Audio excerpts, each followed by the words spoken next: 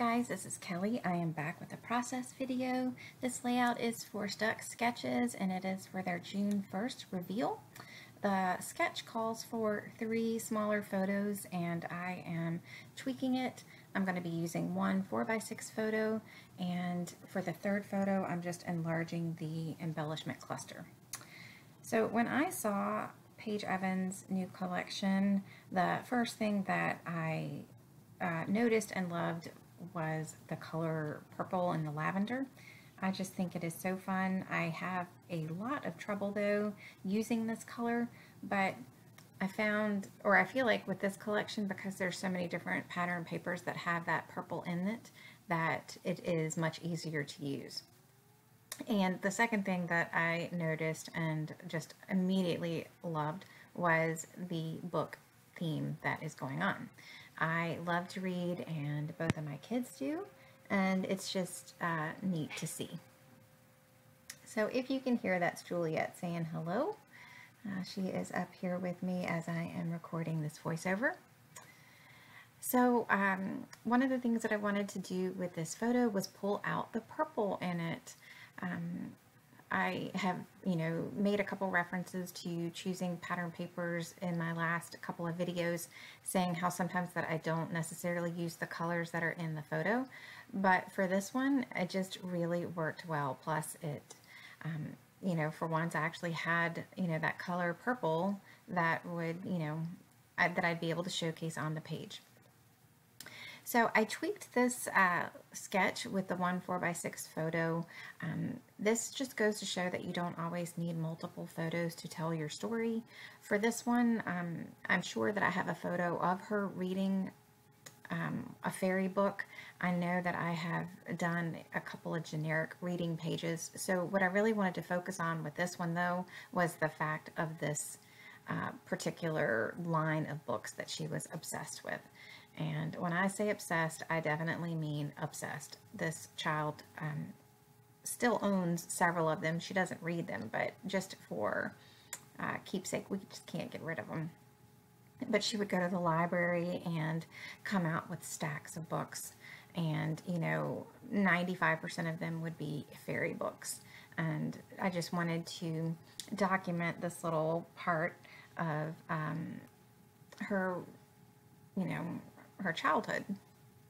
So I'm going through the puffy stickers and the chipboard to see what I have that I can make work on the page, and I am trying my best to use any of the book embellishments that I have that will work on this page. In the past, I would have tried to save some of them because, I could always use them on another page. But historically, I've just found that that is a good way for things to end up in my stash and stay in my stash. And then by the time I want to go to use them, I no longer love them like I did when it first came out. So I want to really try to challenge myself to use the things that I love when I have the opportunity. And if I use it all up, I use it all up, and that is much better than it staying in my stash. So I am putting a few paper layers on the right hand side of the photo to help offset the embellishment cluster on the left hand side. So I am pulling out a few of the florals that go with the collection as well. I wanted to bring that purple over on that left hand side as well, and that flower die cut is very pretty and it helps do exactly what I wanted to do with that. So I am going to pull out a doily from my stash as well, and I am going to house the title on that. The sketch does call for the title underneath the photo, and I am going to end up nestling it underneath the embellishment cluster and the photo as well. So I'm going to go ahead and get things stuck down. I know that I like the way that that cluster is looking, and I want those items to stay right there. And for me, when I'm moving things around my page, it does tend to drive me nuts if things are moving and I can't visualize how it's looking.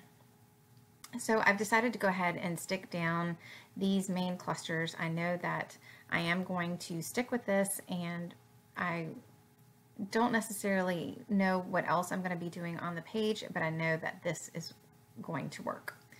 So I have a bunch of doilies. There's no need for me to cut it in half, other than I love them and I use them, and I cannot stand necessarily to waste things. So I'm going to put the smaller half of the doily up top and the larger one down below the cluster, and that is where the title will go. So I'm not sure what I'm doing at this point. I went through my thickers and I pulled a bunch of pinks. I also pulled the white with the silver, but I forgot that the die cut had a little bit of that rose gold, so I didn't want to pull that in. So in coming up with the font, I chose this Dear Lizzie font because it was a little darker and I felt like it was a nice bridge between the pink and the purple, and I liked the cursive font. I like to mix my fonts, but I also want to keep in mind the fonts that I have already, or that I already have on the page, and that die cut has two types of fonts already, and they both are a more, I guess, a blocky font, and I felt like the cursive font would make a nice juxtaposition with those two fonts.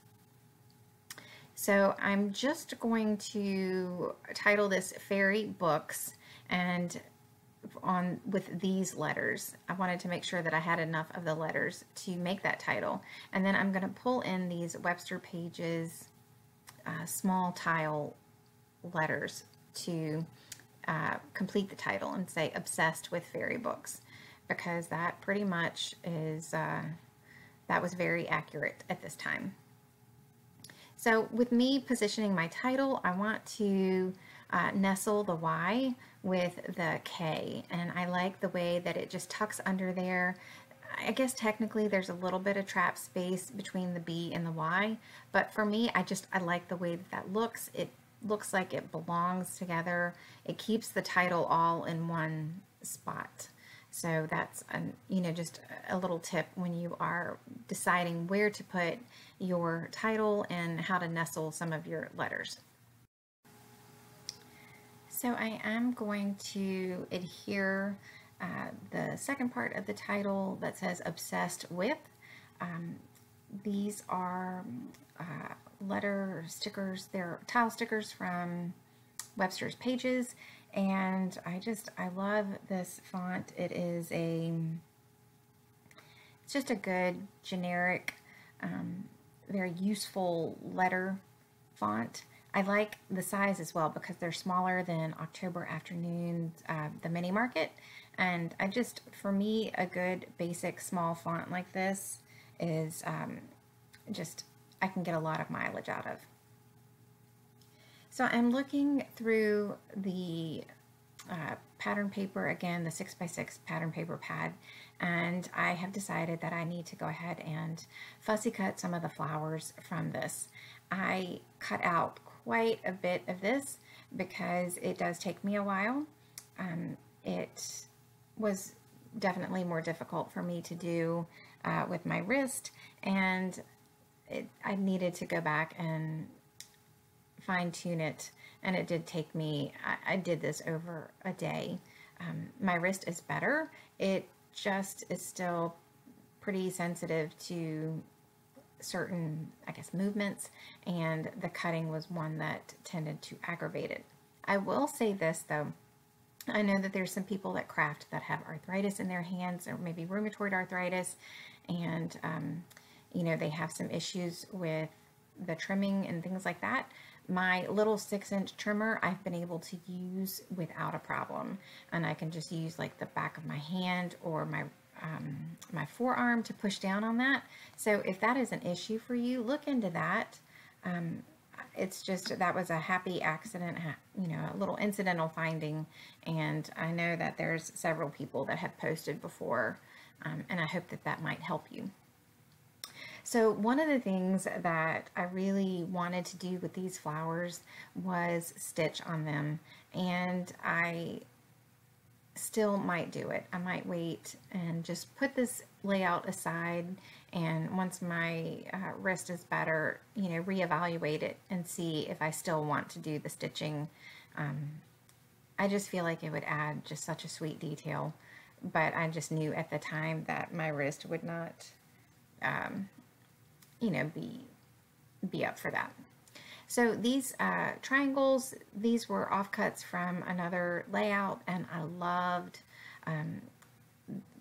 it when I put it in the corner. I just thought that those corners helped to contain the layout, and it just really finished off the page. What I will do off camera is I am going to just stitch using white thread the outside edges of the corners just to give them a little bit more of a polished look.